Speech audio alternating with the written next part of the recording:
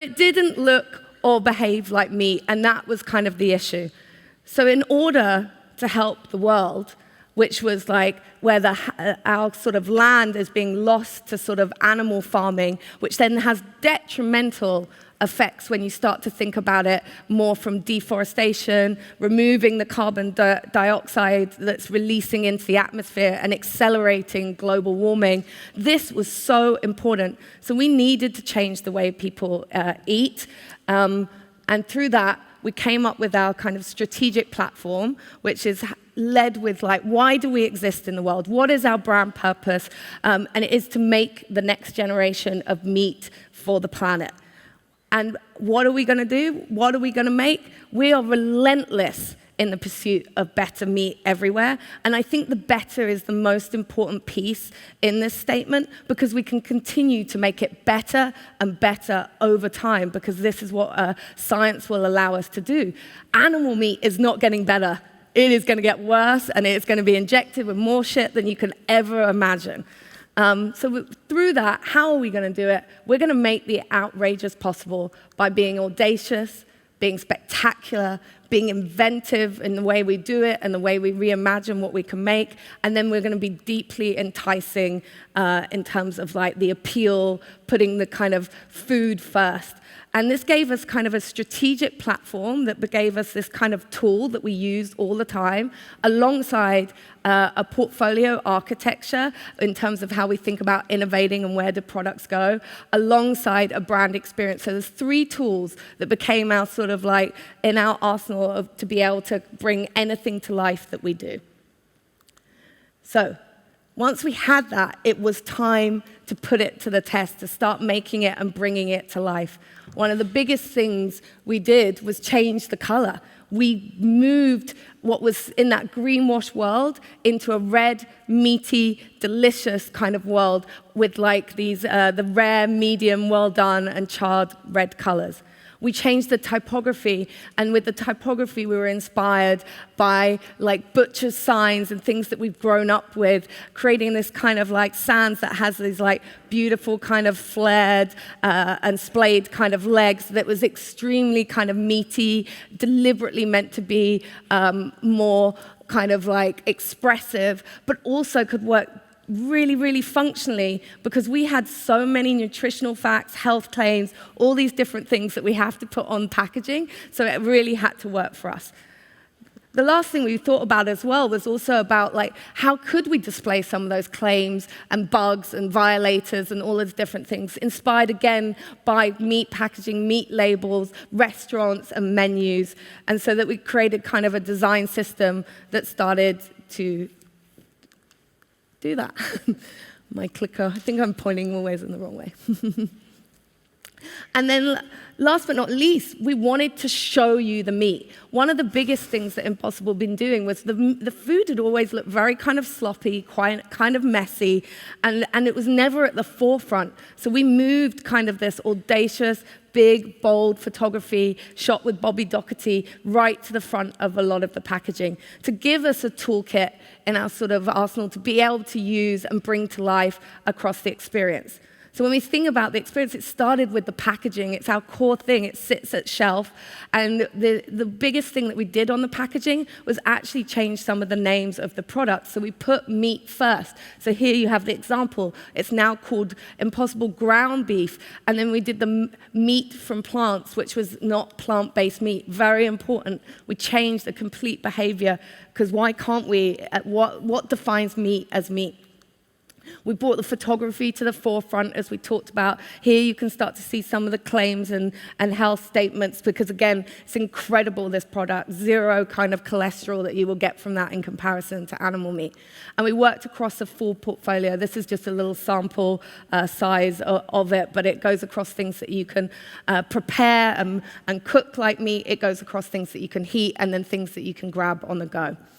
One of the lovely little twists in the word mark is we've got an animated word mark that when the S's flip, there's a meat and there's a fork hidden in the S's. And we always talk about putting a fork in the meat aisle, and how can we think about the future of our flags and the way that we can use this fork, whether it's showing up across merchandise or whether it's showing up at kind of trade shows and events. And then, of course, it has to come to life in digital. So working with other partners on helping bring this to life, putting the products at the forefront, sharing recipes and all the wonderful things that you can make and create with it. And once you're hooked, then you can pay off with like, how does this affect the planet and the world? But don't lead with that, have that as more of a payoff. In social, we're playing with more of our sense of humor, and we're being playful and fun, and that started to bring to life across what the full experience looks like. But Leslie's going to show you some of the real things since launch, which are super exciting, that have started to come to life. Yeah, I mean, this kind of lift takes years to go through the system. So it was started before I even started. So I still look at this and just am blown away by how much you guys have changed us. We used to show up at shelf like a plant, and now we're showing up at shelf like meat. And as somebody who has worked on persuasion at scale my entire career and making brands, persuading people to try a brand, this has been such a foundational part of getting those meat eaters to come in and behaving more like what they're used to eating. We just finished doing, guys, the biggest American grocery store convention happened recently in March. But within it, this stage isn't quite as big as the booth we showed up in. It's a huge event. I mean, I've been to CES, and I would say this would rival that. And there's a lot of passion there. But we showed up like a butcher shop, and our swag was so cool. Like, it was great to see the lines out the door, but people were just kind of blown away. And we do get the challenges of, like, what makes you think you're not meat at all? Meat comes from animals. And I'm like, well, if it looks like meat, tastes like meat, and I would say, I'm biased, but others who've tried different plant-based options, I definitely encourage you to try ours. It is the closest to meat. It tastes nearly identical to meat. You wouldn't know oftentimes when you're eating it, particularly in like nachos or chilies or things like that, and our nuggets for sure, and our hot dogs. Brand new on the scene, they're really hot. But we were showing up as a butcher shop, and we were loving the conversations that people would come in and say, but you can't call yourself meat. And it's like, really, so what's the difference between animal meat and us? And if that difference is the slaughter part, I'm all in on letting them talk all about that part, because nobody likes to remember that part about where your meal comes from. And we don't want to be the ones out there either. We don't want to be preaching or anything. We just launched on Earth Day this past month, I guess. Yeah. Our team is right down there right now planting. We have the Impossible Ranch. I mentioned earlier that we've been getting trolled by a lot of the PR firms that are around Big Ag. Obviously, they weren't psyched to see us show up, and we aren't necessarily out there, talking badly about them, but I think the ramifications are there. If you Google it, the problems with the meat industry are there. So they've been making people question what's in our meat. They're like, it's a bunch of chemicals. And we're like, no, those are actually the scientific names of plants. It's soy, it's sunflowers, it's coconut, it's garlic, it's wheat in the nuggets, it's actual plants, and we source them from largely American farmers. So we went and found a piece of property that used to make meat the old way, which was raising cows for slaughter.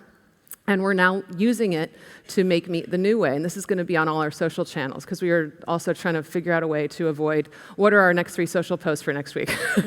And like having teams going blind, going, oh my God, what are we going to do about our ingredient story next week? So this is a way to have constant content. I will not lie, I did go to the bottom of the rabbit hole with Jeremy Clarkson's farm, but this is a great solution for us in that we're just purely going to show the land that used to raise cows to slaughter is now going to be growing our nuggets, and it's going to be the nugget fields and the hot dog fields and the burger fields over there, and they're literally plowing them, and we have all the cameras set up now.